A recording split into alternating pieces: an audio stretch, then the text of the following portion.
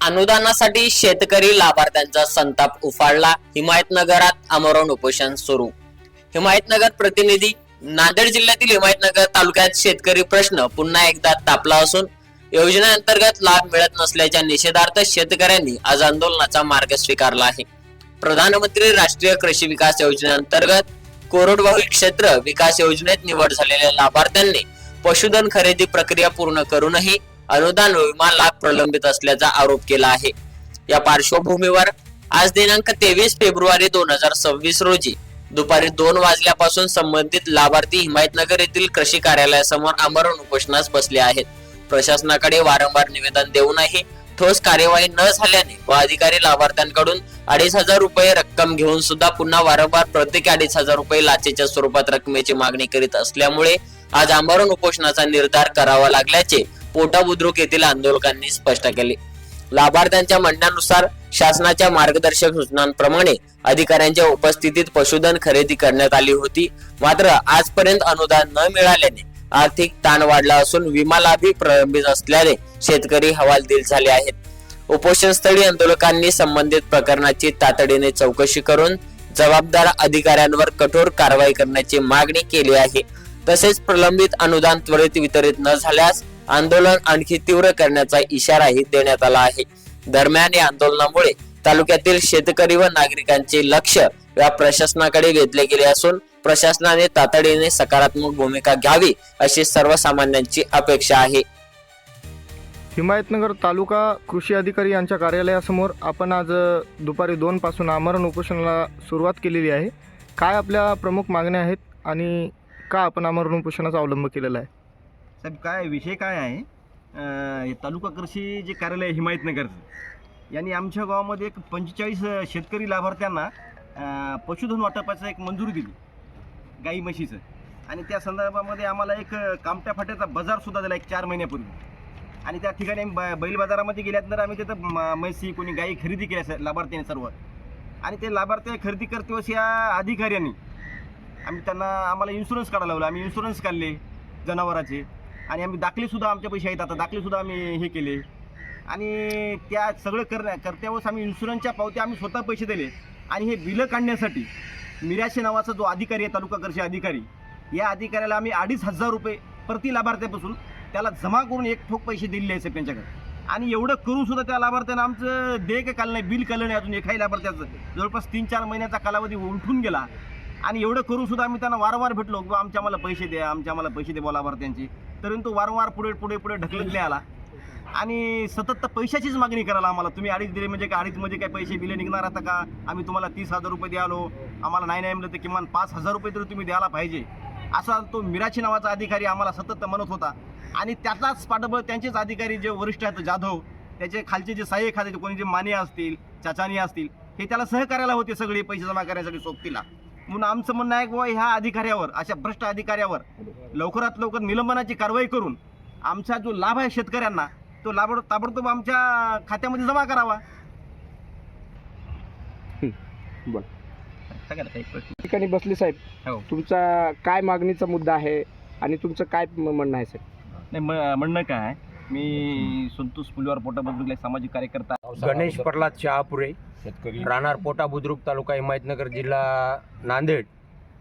आणि पोटा बुद्रुक येथील शेतकरी असून आम्हाला कृषी विभागीय कार्यालय हिमायतनगर यांच्यामार्फत प्रधानमंत्री राष्ट्रीय कृषी विकास योजनेअंतर्गत दुधाळ ढोराची योजनेमध्ये आम्हाला निवड केली. आणि आम्हाला पत्रसुद्धा आलं की बुवा कामठा कळमनुर तालुक्यामध्ये म्हणजे 200 किलोमीटरच्या अंतरावर सुद्धा बाजार दिला. आणि आम्ही ते दुधाळ ढोरं घेतलो, इन्शुरन्स काढलो. पण जाधव साहेब आणि मिराजे साहेब यांनी आम्हाला भरपूर पैसे काढण्याचे प्रयत्न केले. आम्ही तरी 2,500 रुपये दिलो, तरी शासनाने याची दखल घेऊन आमचे तात्काळ बिलं काढण्यात यावं. आत्ता तुम्ही बिलं काढण्याची विनंती अधिकाऱ्यांकडे केली असता, अधिकारी आपल्याला काय उत्तर देतात? 2,500 रुपयामध्ये होत नाहीत, आणखी 2.5 द्या. 5ची भरती होते, आम्हाला समजा साहेब लोकांना वाटप करावं लागते, मंत्रालयाकडे द्यावं लागते. आम्ही म्हणलो बा आमदार खासदार आमच्या मतावर शेतकऱ्याच्या निवडून आले तर आम्ही मुंबईला विधानभवनामध्ये बसवलो त्याला. नाही, जर अडीच हजार ही काय लाच म्हणून लाच द्यायचं काय म्हणून. अनुदान म्हणून द्यायचं नाही, तुम्हाला? नाही, काय ला- भांडवल म्हणून द्यायचं? नाही लाच म्हणून तुम्हाला मागितली. लाच म्हणून मागितली. अगोदर 2,500 रुपये दिली, आणखी 5,000ची भरती करा, आम्हाला मंत्र्यापर्यंत लाच द्यावं लागते, असं ते अधिकाऱ्याचं असं म्हणणं. अधिकाऱ्याचं म्हणणं आहे. कोणता अधिकारी आपल्याला असं म्हणला? संवाद साधला. मिराशे जाधव साहेब हं. हे दोघांनी मागणी केली आमच्याकडे. बरं. मग आपण आमच्या चपल्या सुद्धा फाटल्या त्या ऑफिसला येऊ 4 महिन्यापासून येरझाऱ्या करतो. तुम्ही 2,500 दिले हो दिले, सगळे शेतकऱ्यांना दिले. स्पॉटला दिले, बाजारमध्ये जागेवर काम सगळं गोळा करून दिले. बाजारात कॉमटा बुद्रुक मध्ये दिले. बरं. तर आमची दखल घ्यावी, नाही दखल घेतली तर मग निवडून दिलेले सुद्धा भ्रष्ट आता काय आहे की अशी शंका आमच्या मनामध्ये व्यक्त होते. ठीक चालतं. ते द्या. माझं नाव विश्वंभर सकाराम वानोळे. मी राहणार पोटाबू तालुका हिमायतनगर जिल्हा नांदेड. इथला एक शेतकरी आहे आणि समाज कार्यकर्ता आहे.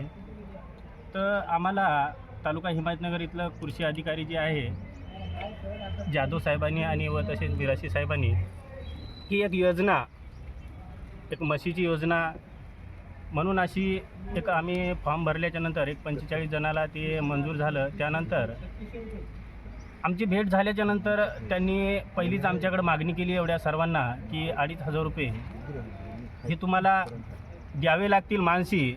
तर त्यावेळेस आम्ही शेतकऱ्यांनी सर्वांनी मिळून जवळपास पैसेही नसता अडचणीचे दिवस, पावसाळ्याचे दिवस असताना आम्ही इकून तिकून काही याजानं काढून ती तर रक्कम दिलीच, पण कामठा या ठिकाणी बाजारी जाऊन आम्ही मोठमोठ्या गाड्या घेऊन 400-500 रुपये भाडं, जेवणाचा खर्च असेल, भरपूर असा खर्च झाला आणि त्या ठिकाणी जाऊन आम्ही म्हशी घेतल्या. दाखलेसुद्धा आमच्याकडे उपलब्ध आहेत. त्यानंतर आम्ही सर्व काही झाल्याच्यानंतर जो काही पहिला हप्ता असतो 18,000 रुपये, त्यानंतरचं जे बाकीचं काही जे असेल ते लगेच 1-2 ते 4 दिवसामध्ये आम्हाला त्यांनी असं आश्वासन दिलं की तुमच्या हे खात्यामध्ये पडून जातील.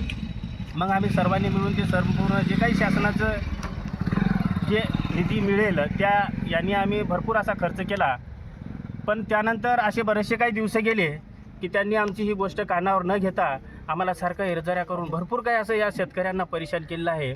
माझं एक म्हणणं आहे, पहिलाच हा शेतकरी खूप दारिद्र्यामध्ये, खूप काही असं संकटामध्ये गेलेला आहे, अज्ञान आहे, अंधकारात आहे. जर कुठंतरी जर अशा या शेतकऱ्याला अशी एवढी जर याही मार्गामध्ये कृषी अधिकाऱ्याकडून जर अशी फसवणूक होत असेल तर या शेतकऱ्यांनी करावं का? पहिलंच कर्ज भरपूर झालेलं आहे, पहिलंच आत्महत्याचं प्रकरण वाढलेलं आहे आणि पहिलंच ते कर्जही माफ होत नाही. आणि एकीकडून असे जर काढून जर आपण कर्ज जर लाच देऊनसुद्धा जर त्यांनी जर कानावर घेत नसेल, बैमानकी पण इमानदारीने करत नाहीत. एवढी बैमानकी जर करत असतील तर शेतकऱ्यांनी शेवटी काय करावं हे सर्व या सरकारनं विचार करावा की नेमकं चाललंय तरी काय. म्हणून माझी हीच मागणी आहे, जे काही आमचे हे शेतकरी बांधव आहेत या ठिकाणी आज उपोषणाला बसलेले आहे 2 वाजतापासून, काहीतरी या सरकारनं तरी पाऊल उचलावं आणि यांना न्याय द्यावं एवढीच मागणी करतो. पण काहीतरी शेतकऱ्याचं हिताचं काहीतरी त्यांनी विचार करावा अशीच मी या ठिकाणी अपेक्षा व्यक्त करतो.